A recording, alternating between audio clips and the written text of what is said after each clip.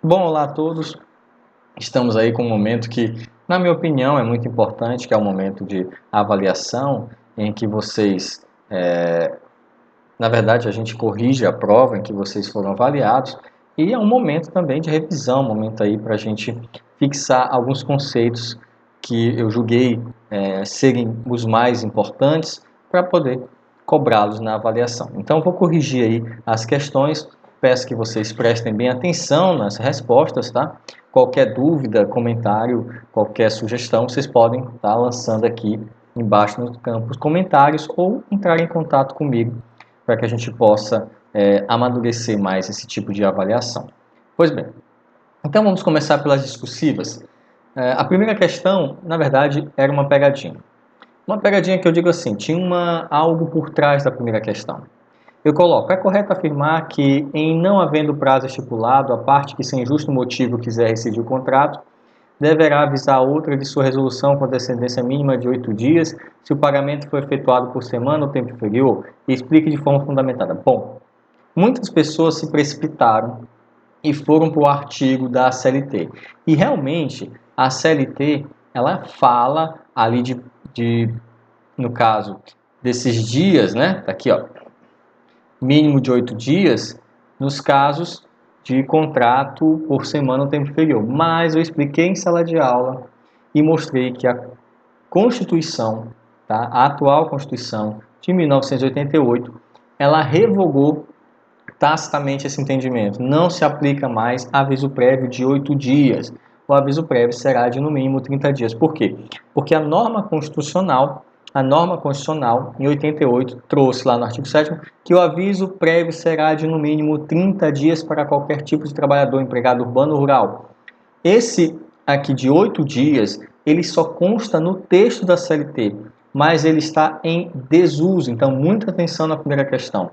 É correto afirmar? Não, é incorreto afirmar. Mesmo tendo o texto expressamente na CLT, a Constituição Federal revogou esse dispositivo em 1988. Não foi recepcionado. Aí você pode até ficar um pouco revoltado, chateado, mas professor, o texto ainda consta na CLT. Sim, a gente sabe que o texto ainda consta na CLT, mas na prática a Constituição de 88 revogou esse dispositivo e não existe mais ali aviso prévio, tá? De 8 dias, ele será de no mínimo 30 dias, mesmo que o trabalhador trabalhe por semana ou tempo inferior, correto? Então não confundam mais, tá bom? Não confundam mais. O aviso prévio de 8 dias não foi recepcionado pela Constituição Federal. A Constituição Federal bem expressa quando diz que será de no mínimo 30 dias. Segunda questão. O período de férias corresponde ao descanso anual remunerado que o trabalhador tem direito de usufruir desde que tenha adquirido o direito. Tem o objetivo de eliminar as toxinas originadas pela fadiga que não foram liberadas com o repouso semanal, descanso entre e intra-jornadas. O trabalho contínuo dia após dia gera grande desgaste físico e intelectual, acumulando preocupações, obrigações e outros fenômenos psicológicos e biológicos adquiridos em virtude de problemas funcionais do cotidiano. Porém, o número de dias de férias varia de acordo com as ausências injustificadas ocorridas no período aquisitivo. Desta feita, explique como deverão ser observadas as faltas injustificadas do empregado e a concessão de férias para o mesmo. Bom, questão também muito simples. Existe aí, na própria CLT, um artigo que tem essa proporção, que tem essa regra, tá? Não é uma falta para um dia a menos nas férias. Na verdade, o artigo 130 ele já traz essa tabela, né, digamos assim, essa proporção. 30 dias, o trabalhador vai ter direito a 30 dias corridos de férias quando ele não faltar ao serviço por mais de 5 vezes. Faltas essas injustificadas, tá? Só lembrando que eu estou falando de faltas injustificadas. Então, até 5, o trabalhador ali vai ter 30 dias corridos. 24 dias corridos quando houver tido de 6 a 14 faltas. Aí já começa a diminuir a quantidade de faltas. Não é numa proporção 1 para 1.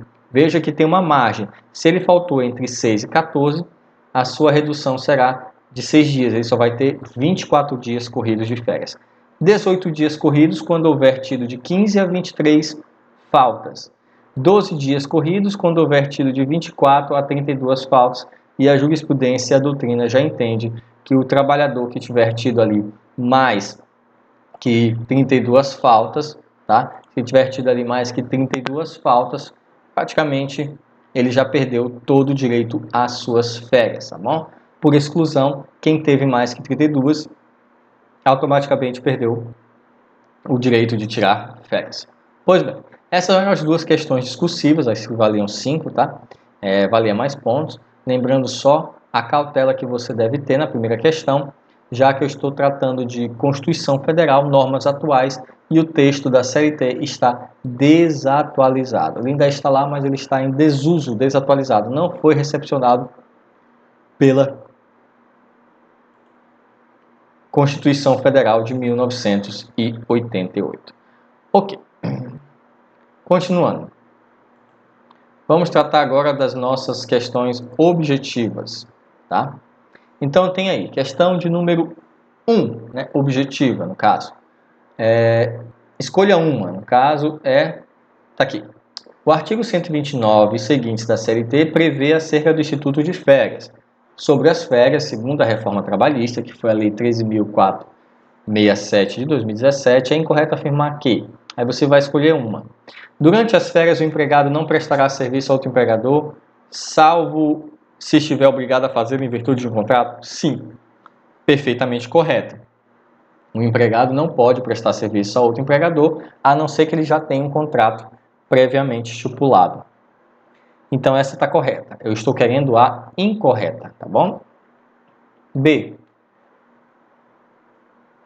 A época da concessão das férias será a que melhor consulte os interesses do empregado, visto o princípio da proteção? Não. A época de concessão das férias será a que melhor consulte os interesses do empregador. Quem escolhe o dia de férias é o patrão, não é o empregado. Então, essa aqui é a alternativa incorreta. Mas vamos ler as demais. Sempre que as férias forem concedidas após o prazo legal, o empregador pagará em dobro a respectiva remuneração? Sim, que nós chamamos férias dobradas. A concessão das férias será participada por escrito ao empregado com antecedência de no mínimo 30 dias. É isso mesmo.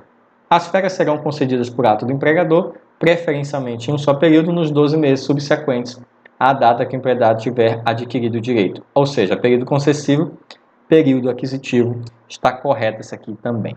Então, a incorreta é a letra B.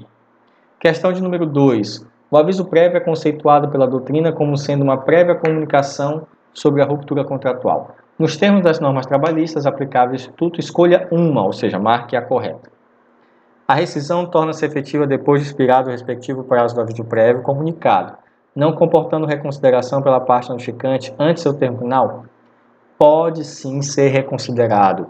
O aviso prévio ele pode ser reconsiderado. Enquanto estiver durante o aviso prévio, ele poderá ser reconsiderado pelas partes. A rescisão como falta do aviso prévio por parte do empregador dá ao empregado direito aos salários correspondentes ao prazo do aviso? Sim. Garantida sempre a integração desse período de tempo de serviço? Sim. O aviso prévio é o que nós chamamos de aviso prévio indenizado. E mesmo que ele seja pago na sua forma de indenizado, ou seja, não foi trabalhado, foi indenizado, ele conta como tempo de serviço para efeitos rescisórios, tá? Férias proporcionais e 13º proporcional.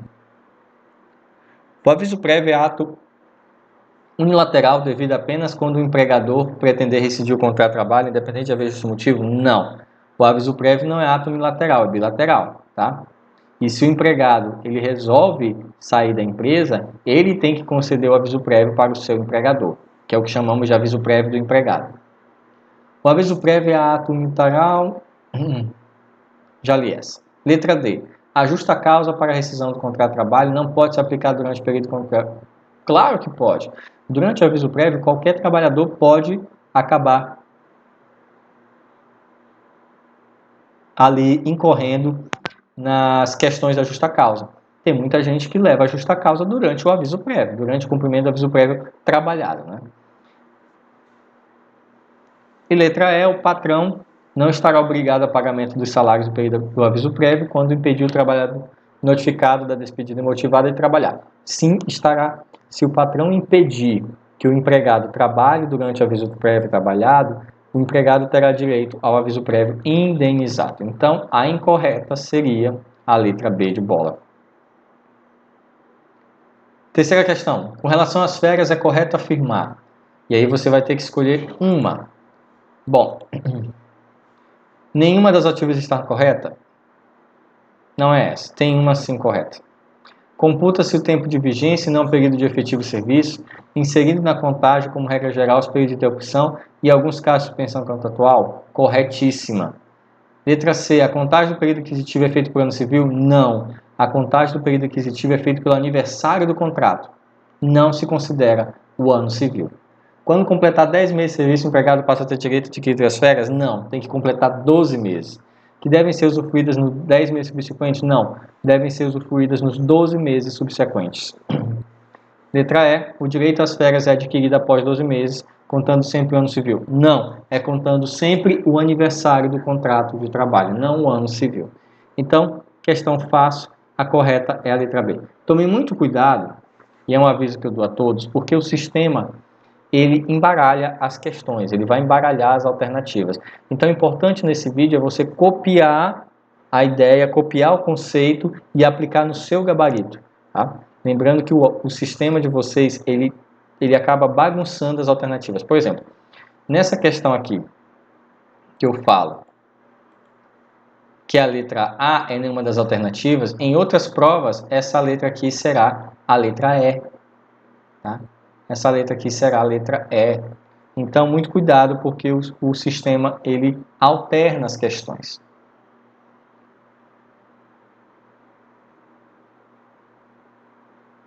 Quarta questão. Com relação ao aviso prévio, marca a alternativa incorreta. Agora ele quer incorreta. A extinção ocorre com a recepção pelo notificado da notificação de dispensa, sendo que a resolução de fato só se efetiva após o término do aviso prévio? Sim, é dessa forma que acontece. A natureza jurídica do aviso prévio trabalhado e indenizado é de direito para o notificado e obrigação legal para o notificante? Sim. Quando não for trabalhado, considera-se que no aviso prévio será concedido os mesmos efeitos das causas de suspensão do contrato até o término do aviso prévio? Não. Quando não for trabalhado, o aviso prévio é considerado indenizado. Quando não for trabalhado, o aviso prévio é considerado indenizado e deverá ser pago ao empregado e também, senhores, conta como tempo de serviço.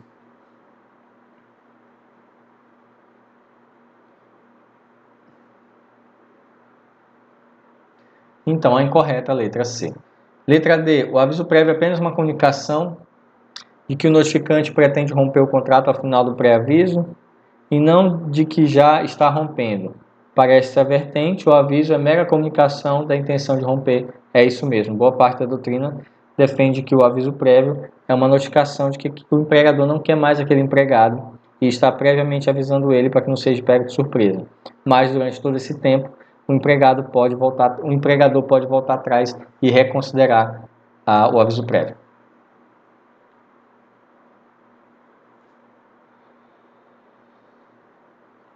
O aviso prévio pode ser trabalhado ou não, o patrão estará obrigado ao pagamento dos salários do período do aviso prévio quando impedir o trabalhador notificado da despedida. Isso aqui também é verdadeiro. Questão 5. Marque a alternativa correta.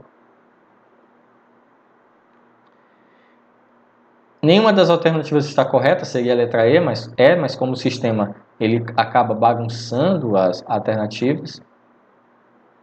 B. Para que se evite a ruptura abrupta dos contratos por tempo indeterminado, a lei exigiu que aquele que pretende unilateralmente romper o contrato deverá comunicar à outra parte sua intenção. Com a antecedência mínima de 10 dias? Não, é de 30 dias. Autoriza-se o desconto do valor correspondente ao aviso prévio dos direitos rescisórios, nos casos em que o empregado pede demissão e ato contínuo pede dispensa do cumprimento do aviso prévio, sem estar empregado em novo local. Isso aqui realmente pega muita gente de surpresa. Como assim? É o empregado que pede demissão e não vai mais para a empresa.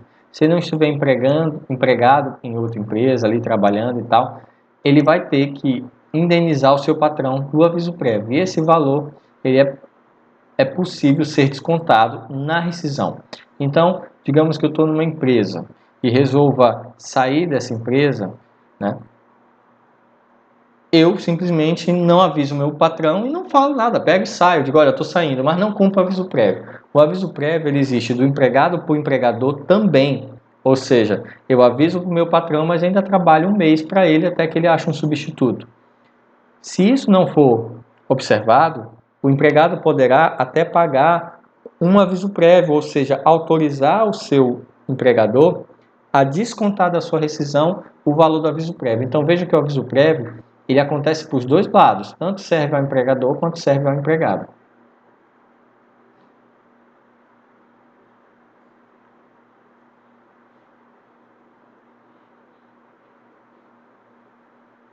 Próximo.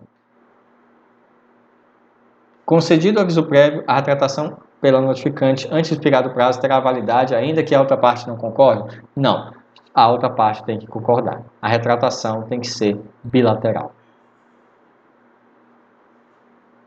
E letra E, a parte que sem justo motivo quiser rescindir o contrato deverá avisar a outra da sua resolução com a decência mínima de 3 dias, se o pagamento for efetuado por semana ou tem inferior. Essa questão aqui está duplamente errada. Por que duplamente errada? Porque está tanto em desconformidade com o texto da CLT, que não foi recepcionado, como também está em desconformidade com o texto da própria Constituição Federal. Bom, essas foram as considerações que eu tinha para fazer a respeito da avaliação. Não estava difícil, só um pouco extensiva, trabalhosa, mas tudo o que foi dito na prova foi trabalhado, foi solucionado, foi respondido em sala de aula. Espero que todos tenham se saído muito bem na prova, tá? Coloque as dúvidas nos comentários, lembrando que não adianta escrever 3A, 4B, 5C, 6D, porque o sistema ele alterna na hora de corrigir as assertivas, as alternativas. Então, copie no papel o começo da resposta correta e aí vocês conseguem comparar o gabarito de vocês com mais precisão. Eu vou encerrando por aqui, foi só uma rápida explanação sobre a prova. A gente se vê até a próxima aula.